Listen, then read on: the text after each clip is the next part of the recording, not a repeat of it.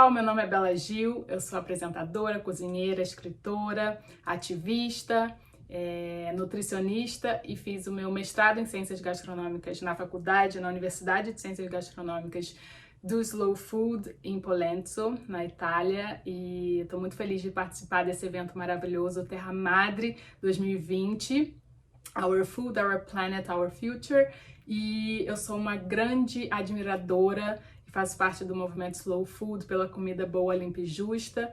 Então, hoje eu vim falar um pouquinho sobre a relação do direito à terra e à alimentação, porque eu acho que é um tema que precisa um pouco mais de debate no nosso mundo, e acho que entre as pessoas que falam sobre comida, sobre a terra, o solo, a agricultura e tudo mais. Então, eu queria começar falando que eu acredito, né, que a comida é uma ferramenta de transformação política, econômica, social, ambiental, nutricional e por aí vai. Então, eu acredito que, dependendo das escolhas que a gente faz, né, em relação ao nosso consumo de alimentos, a gente consegue beneficiar ou a gente consegue impactar, né, positivamente ou negativamente vários setores da nossa sociedade, não só a nossa saúde, mas também o meio ambiente, a sociedade como um todo, os agricultores. Então, por isso, eu sempre falo, né, que comer é um ato político, por essa possibilidade, né, que a comida tem de transformar não só o nosso micromundo, nosso corpo, o nosso nós como indivíduos, mas também o macro, né, o planeta. E quando a gente fala, né, sobre comer ser um ato político, a gente entende que isso só é válido quando a pessoa tem a oportunidade de escolha, né? Quando a pessoa pode escolher o que comer. E isso não é uma realidade para todas as pessoas do mundo, principalmente no Brasil, onde a gente tem ainda uma população em estado de miséria e de fome, que não podem nem não tem nem o que comer, quanto mais poder escolher o que comer. E aí é onde entra a minha luta pela democratização da alimentação saudável, né? A alimentação é um direito que está na nossa Constituição, no artigo 6º da Constituição, e eu acho fundamental que a gente lute pela democratização da alimentação, e principalmente da alimentação saudável. Mas não dá pra gente falar sobre essa luta sem a gente falar do eixo principal, né, que é o acesso à terra. Eu sempre pergunto nas palestras que eu dou, né, da onde vem a nossa comida, e as pessoas falam, vem do mercado, vem do agricultor, vem da feira e tal, mas esquecem muitas vezes da essência, né, da onde realmente ela vem, ela cresce, que é do solo, que é da terra.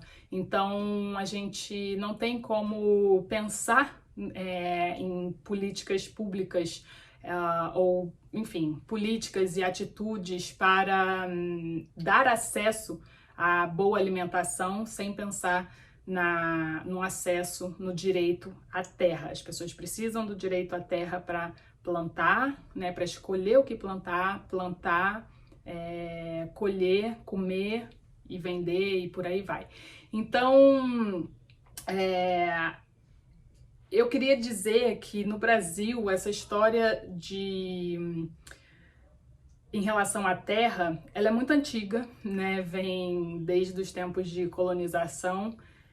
Portugal, quando chegou aqui, né, distribuiu terras para poucos beneficiários e com isso se instaurou a concentração de terra que perpetua até hoje, né? Só em 1850 que houve a lei de terras, onde as terras públicas, né, poderiam ser compradas e, né, seriam compradas por quem? Não por negros escravizados, não por imigrantes, não por indígenas, mas sim pelas pessoas que já tinham né, acesso à terra, então os latifúndios, a concentração de terra só aumentou e isso se perpetua até hoje. Não só a concentração de terra, mas o próprio modelo, o próprio sistema alimentar, o modelo de agricultura que a gente faz ainda é baseado em grandes monoculturas, né, monoculturas de larguíssima escala, como a soja, milho,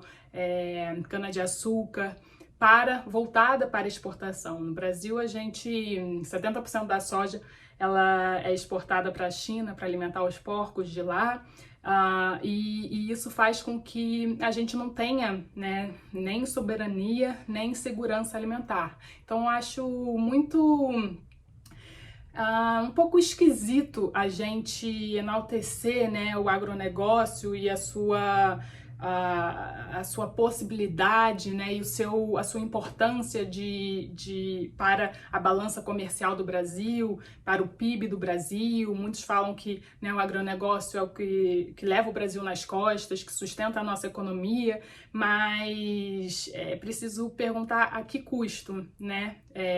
Ao custo de dizimação de populações, né, originárias, indígenas, quilombolas, ribeirinhas, a custo de muito impacto ambiental, desmatamento, grilagem e por aí vai. Eu acho que a gente precisa rever esse conceito e mudar com urgência o nosso sistema agroalimentar, porque ele faz mais mal do que bem. E esse sistema agroalimentar, ele também causa o que os estudiosos chamam hoje de sindemia, que é uma sinergia entre 3 pandemias que são contemporâneas, infelizmente, são contemporâneas do nosso tempo, que é a fome, obesidade e mudanças climáticas.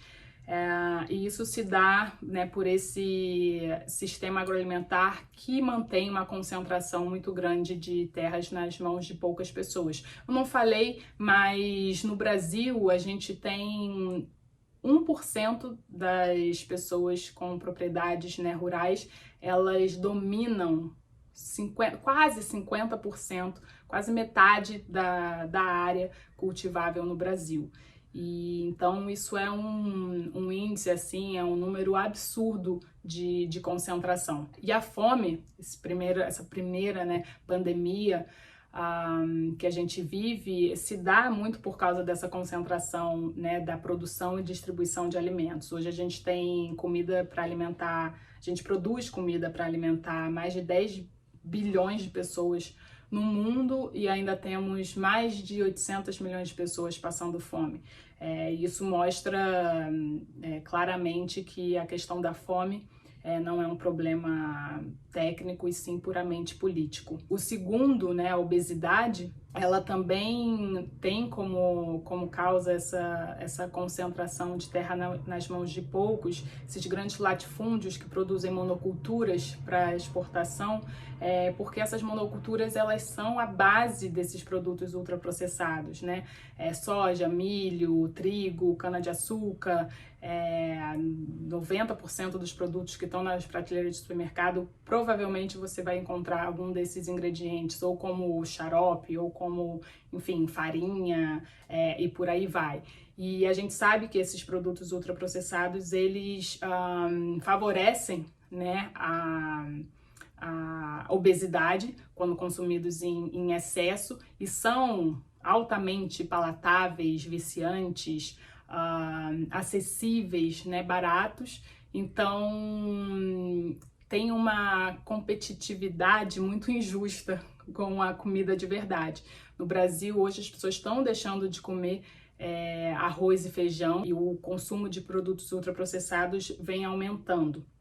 Isso é um grande risco para a nossa saúde pública, porque a obesidade ela também pode acarretar a outras doenças crônicas não transmissíveis, como câncer, diabetes, problemas respiratórios do coração. E por último, temos o aquecimento global, que se dá também por essa concentração de terra, esse sistema que valoriza os grandes latifúndios e grandes monoculturas, porque gera, né, muito desmatamento, o solo fica muito empobrecido, a gente vê a desertificação de muitos lugares, a gente perde muitos biomas também aqui no Brasil, principalmente o Cerrado, a Amazônia, a Mata Atlântica já se foi há muito tempo, a gente vem tentando recuperar. É bem nítido que essa falta de distribuição de terra, essa falta do direito à terra pelas pessoas que precisam dela,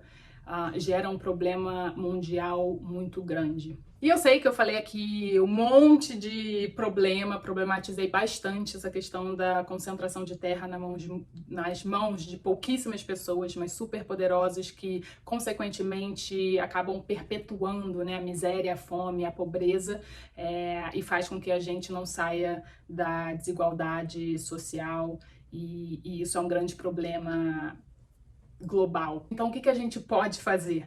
Né? A gente tem oportunidade, eu acho que as pessoas, e eu uso muito o meu exemplo como uma pessoa que tem a oportunidade de escolher o que consumir. Eu, Bela, eu escolho consumir um alimento orgânico, um alimento agroecológico, porque eu sei das suas vantagens, eu sei dos seus benefícios, não só para a minha saúde, mas também para a saúde da terra, para a saúde do produtor. É uma forma de eu proteger a nossa sociedade, eu fazer o meu papel de cidadã, né, responsável, que realmente vislumbro um país e um mundo mais igualitário, mais justo, mais ético. Então, eu uso a comida como essa ferramenta, né, de poder escolher o mundo que eu quero viver. Mas eu sei que não são todas as pessoas que têm essa oportunidade. Portanto, essa luta, né, essa fala e essa luta que eu venho fazendo, eu acho que ela é fundamental para a gente poder reverter esse quadro e fazer com que o direito da alimentação seja realmente universal. E então, se você tem a mesma oportunidade que eu, né, de poder escolher a sua alimentação, você pode e deve valorizar a nossa biodiversidade, né? Muitas pessoas têm esse receio de que, não, mas comendo produtos, né, da nossa biodiversidade, a gente vai estar desmatando, a gente vai estar, enfim, retirando os povos dos seus lugares e na verdade é totalmente o contrário.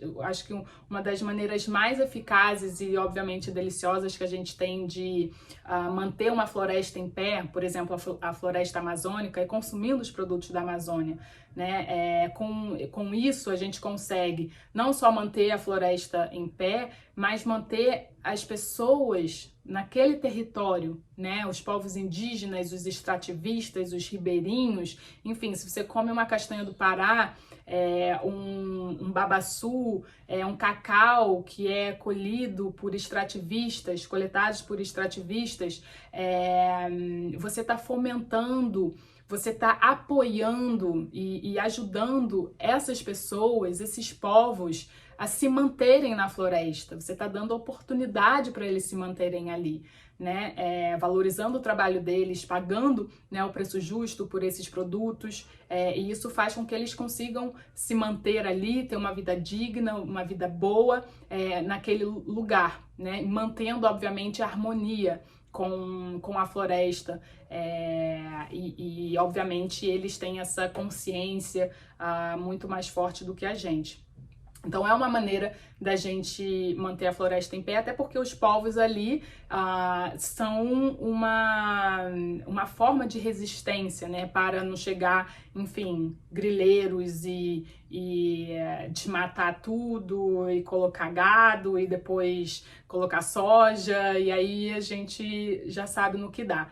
Então, se você tem essa oportunidade, consuma produtos da nossa biodiversidade, né? Do Cerrado, de vários biomas do Brasil, do Cerrado, da Mata Atlântica, da Amazônia, da Caatinga, enfim. E eu acho que, então, isso é um exemplo, né, do que a gente pode fazer em relação à alimentação, mas você também pode sempre pensar em diversificar o seu prato, né, consumir plantas alimentícias não convencionais, conhecer outros alimentos. E aí eu deixo para você aqui uma provocaçãozinha, né, e eu pergunto: qual foi a última vez que você comeu alguma coisa nova, que você experimentou um sabor novo?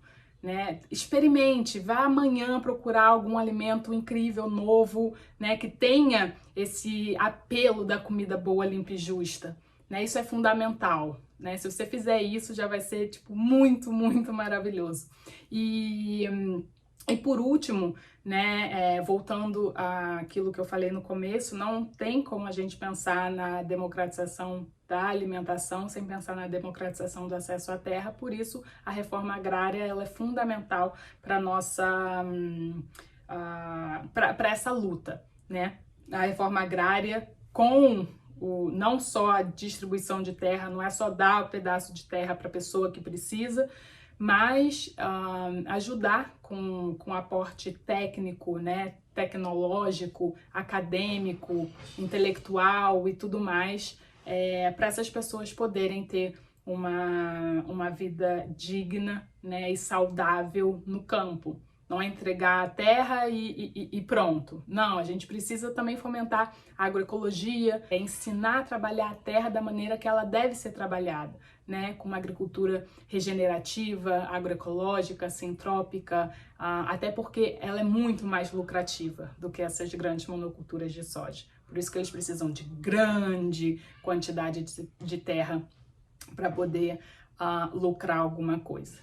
Então, eu espero que vocês se sintam inspirados à mudança, né, a diversificar o prato, a se atentar pela questão da reforma agrária, principalmente no Brasil, nos países da América Latina, que são os que têm maior índice de concentração fundiária, e só com isso a gente consegue uma verdadeira segurança e soberania alimentar.